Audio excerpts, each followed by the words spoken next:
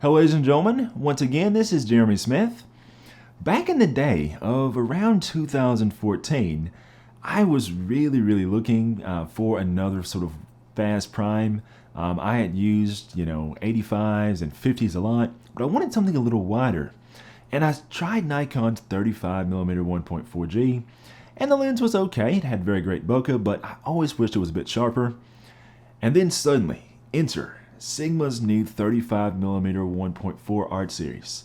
And my world was instantly changed. I mean, that lens was extremely impressive. I still remember the first shoot that I did with it. It was just insane. Like, it was extremely impressive. As time went on though, I kind of was a little bit less impressed by the 35 focal length, not because I got tired of the lens, but just because I got tired of the range. However, now we are in 2020, and Sigma has now come out with a new lens, a 35mm 1.2. I am filming this video with it right now. Yes, we are wide open at 1.2, and you guys can see, I mean, it has some very impressive bokeh performance. When I saw this lens, I thought, man, could this be the lens that will finally rekindle my love for the 35mm focal length? And the answer is, well, sort of. What do I mean by that? Stick around, and we'll go into more detail.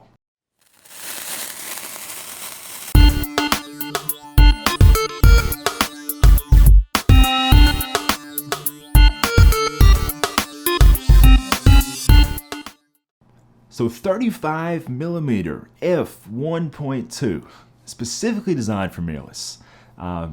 Aperture ring included, focus hold button, really good feature set. Obviously very big and very heavy, but I'm not going to even talk about that because by this point you guys are tired of hearing it. We know that new Sigma lenses are going to be big and heavy, so we can skip past that. But yes, it is massive.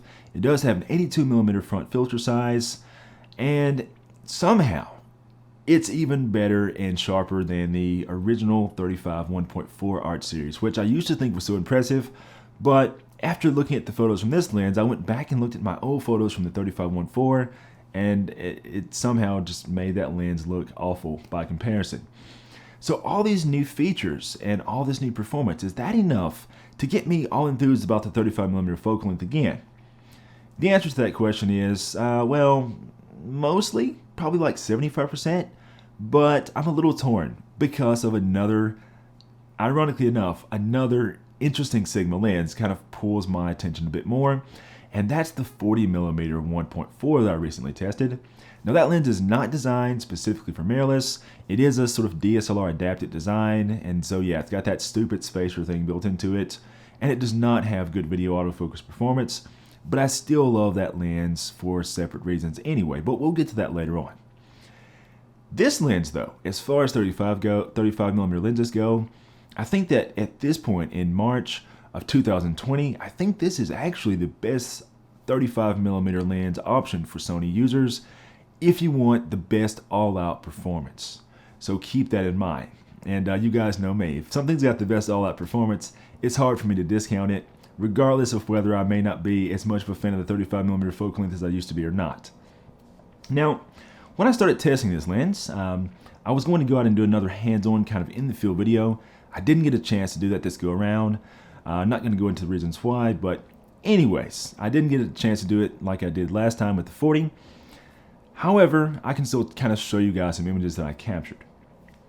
The first shoot that I did with this lens was also one of the first shoots I did with my new A7R Mark IV, and that made it for a very good combination because obviously I wanted to be able to see exactly how this lens would do on such a very like high resolution camera like the R4. And at 1.2, it's still surprisingly sharp. It's not as sharp as it is when it's stopped down a little bit. It's not as sharp as the 40mm at 1.4, but again, I'll discuss that a bit later on. It is still very impressive, very nice bokeh. I did a lot of shooting there. It wasn't the prettiest sort of environment.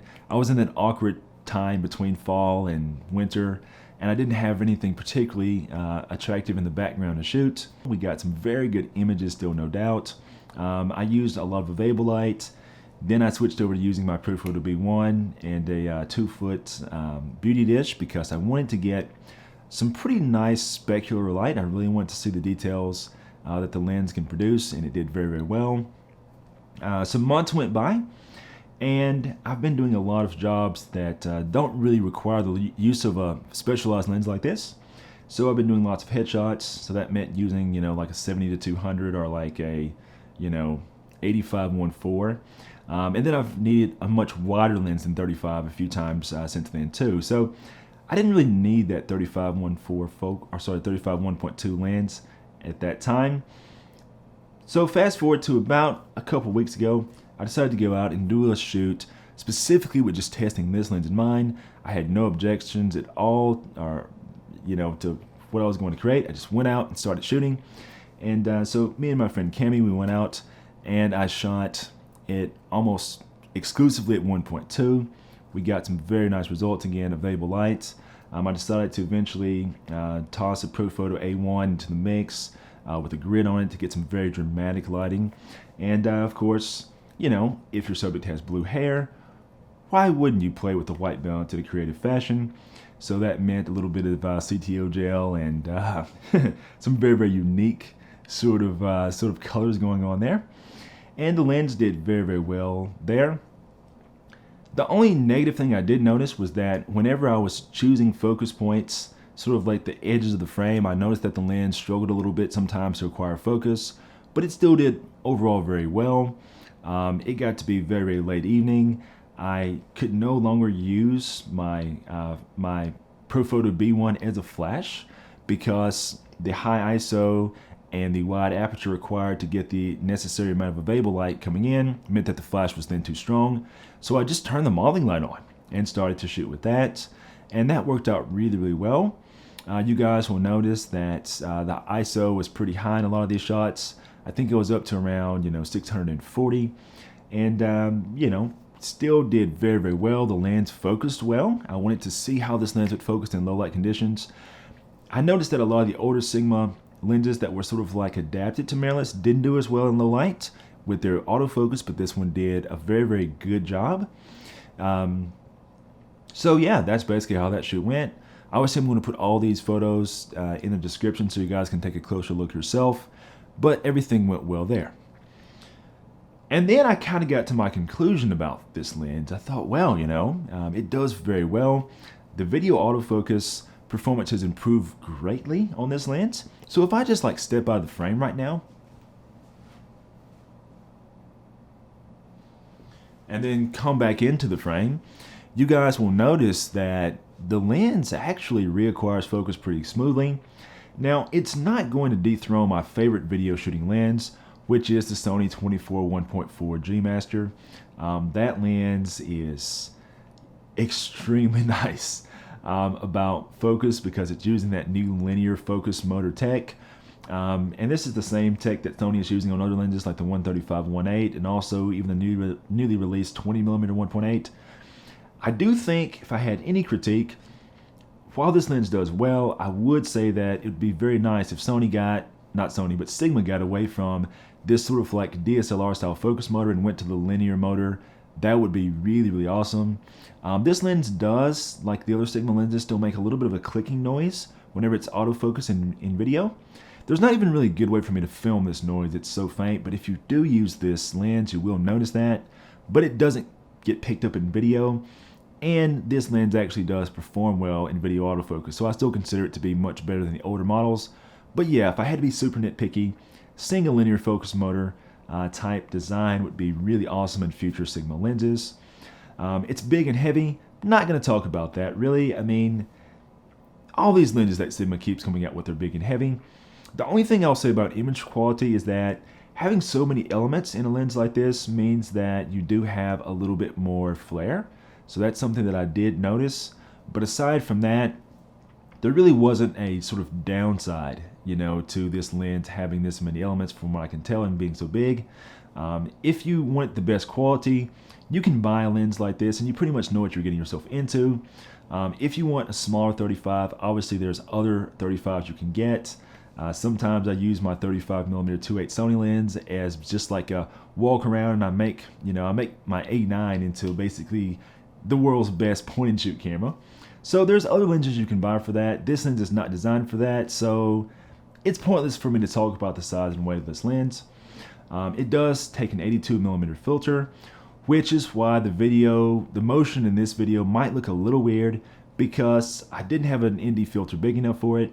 So basically, I had to sort of like go to a less than favorable shutter speed for the frame rate that I'm shooting at now. And by the way, this video is being shot on the A6500, so you're actually seeing this lens in a cropped mode. So keep that in mind too. Anything else? Oh yes, of course, the most important thing. That other Sigma lens I mentioned at the top of the video, that 40mm 1.4. So, for all you nerds out there, basically, if you use yourself a depth of field calculator and sort of like calculate how much depth of field you get with this lens at 1.2 versus the 40 at 1.4, you'll notice that you basically are in a similar position. The thing is, as you guys probably know by now, a longer focal length lens is going to result in a little bit less depth of field at a given aperture and a given subject distance. So if you're the same distance from your subject away, we'll just say 5 feet, and you shoot at 1.2 with this lens and 1.4 with the 40, you basically have the same depth of field, except here's the thing. The 40mm at 1.4 is sharper than the 35mm at f1.2. So that's the only thing that kind of makes me a little torn about this lens.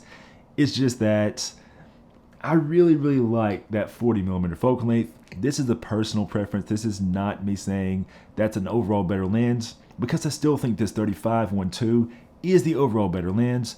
But just looking at that performance difference between this one and that one, I mean, it's worth mentioning. But with this one being natively designed for mirrorless and having the focus hold button and the aperture ring, that is something that I think still makes this lens a little bit better choice for most of us. But it is worth mentioning that 40.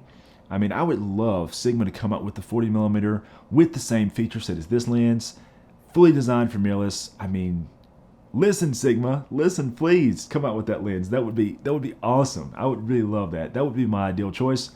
But based on what exists right now, I would definitely buy this lens over the 40 because I think this lens is the best image quality that you can get in this focal length range for the cost at this point, or any cost. Yeah, that's basically my conclusion. So anyways, take a look at these samples in the description below. Let me know if you have any questions, and let me know what other type of testing you'd like to see on this lens. Also, don't forget to follow me on social media. I am Photog J the Great. And no, my greatness does not have an expiration date. So yeah, be sure to follow me there. And until next time, this is Jeremy Smith, signing off.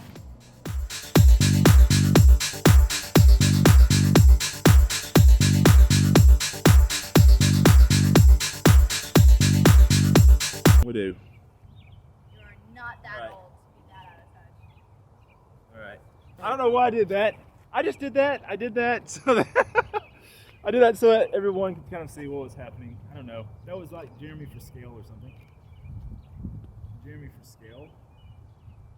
You get it? Like banana for scale?